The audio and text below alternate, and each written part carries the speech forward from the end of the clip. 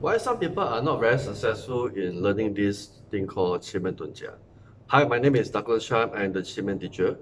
So, in this nutshell of what and why people cannot learn or fail in learning this Chinese metaphysics under 奇门遁甲 are the following. First, they actually cram too much information within a very short period of time to learn the subject. So which means that they may attend certain courses that are a few days or a few weeks courses, so much so that they jam up everything and try to master the topic itself. But having said that, we also have to understand that this term 奇门遁甲 is actually a very complex subject.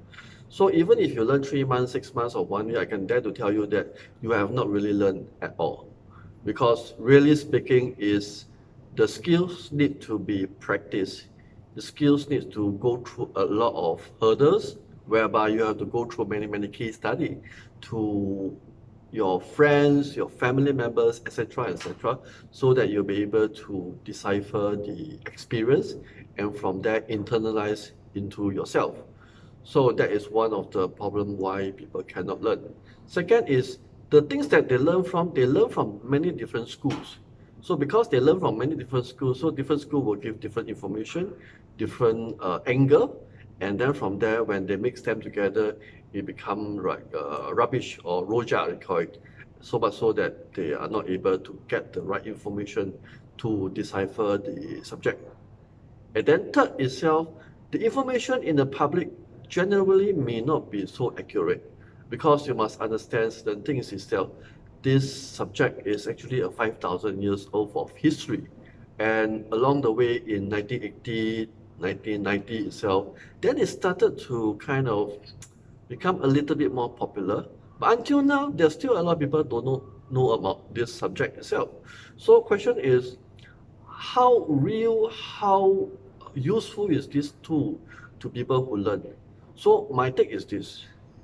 Whatever schools you learn from, it doesn't really matter. The thing is, that particular tool, is it going to be useful for you, your family, and the people around you that you're going to use? I think that's more interesting to know.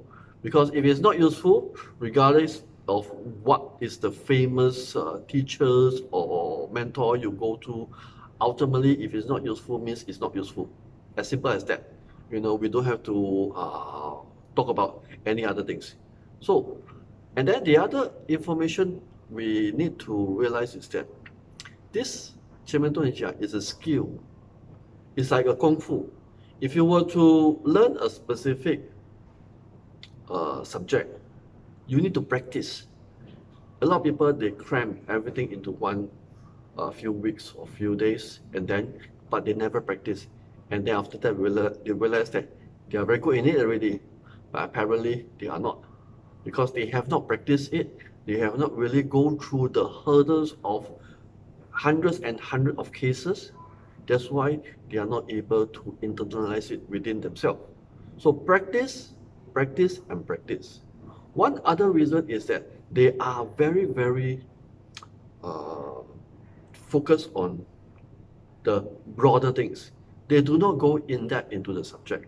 So for example, in a divination, just purely divination itself, we are talking about health issue, education, career, business, marriage, relationship, etc., in terms of category.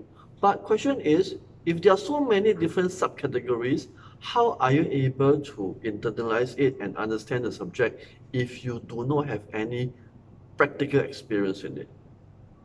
Example, somebody who is 25 years old do not know anything about relationship or marriage or even kids, and use a divination to do a prediction on what is going to happen for the particular relationship of that couple who is 40 years old and 50 years old. I think this is quite ridiculous. End of the day is, the tool is a tool, but you still have to use your broader knowledge in that particular field to combine them together to do a divination, just purely divination. We haven't talked about date selection, destiny reading, or even feng shui audit under 奇门遁甲. You see, so we must understand that the practical experience of one person are also very important.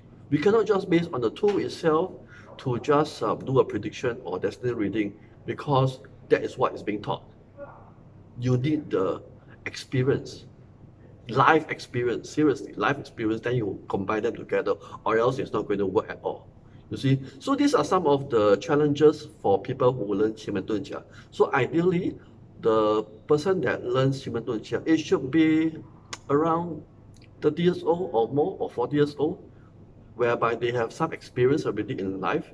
And people who are too young, like 18 years old, 19, 21, it's not going to be easy for them to, I mean, learning the subject is okay, but to really practically use it in their life and internalize it to combine with their experience is going to be a bit more challenging, because they are not able to get the best benefit of it, you see. So ultimately, we are always looking for people who have a certain age, like 30, 40, 50 years old. And then from there, if they are able to and open up to this 奇门遁甲, then we are able to teach them, or else it's very difficult for us to teach them.